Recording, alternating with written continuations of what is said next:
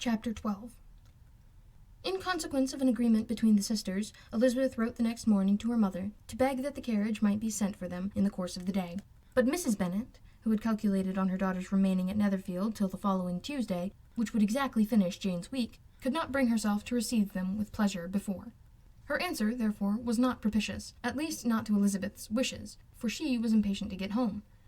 Mrs. Bennet sent them word that they could not possibly have the carriage before Tuesday, and in her postscript it was added that if Mr. Bingley and his sister pressed them to stay longer, she could spare them very well.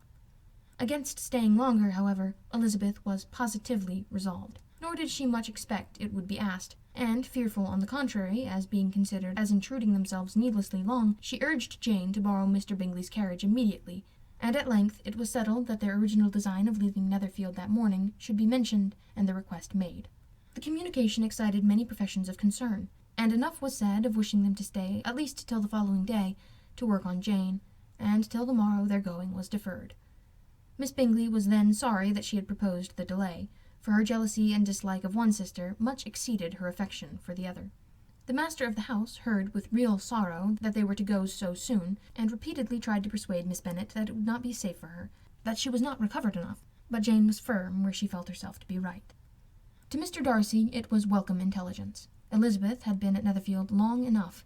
She attracted him more than he liked, and Miss Bingley was uncivil to her, and more teasing than usual to himself. He wisely resolved to be particularly careful that no sign of admiration should now escape him, nothing that could elevate her with the hope of influencing his felicity. Sensible that if such an idea had been suggested, his behaviour during the last day must have material weight in confirming or crushing it. Steady to his purpose, he scarcely spoke 10 words to her through the whole of Saturday, and though they were at one time left by themselves for half an hour, he adhered most conscientiously to his book, and would not even look at her. On Sunday, after morning service, the separation, so agreeable to almost all, took place. Miss Bingley's civility to Elizabeth increased at last very rapidly, as well as her affection for Jane, and when they parted, after assuring the latter of the pleasure it would always give her to see her either at Longbourn or Netherfield, and embracing her most tenderly, she even shook hands with the former.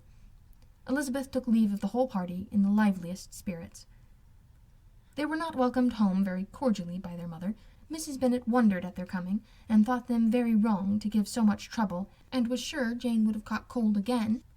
But their father, though very laconic in his expression of pleasure, was really glad to see them. He had felt their importance in the family circle. The evening conversation, when they were all assembled, had lost much of its animation, and almost all its sense, by the absence of Jane and Elizabeth. They found Mary, as usual, deep in the study of Therabass and human nature, and had some new extracts to admire, and some new observations of threadbare morality to listen to.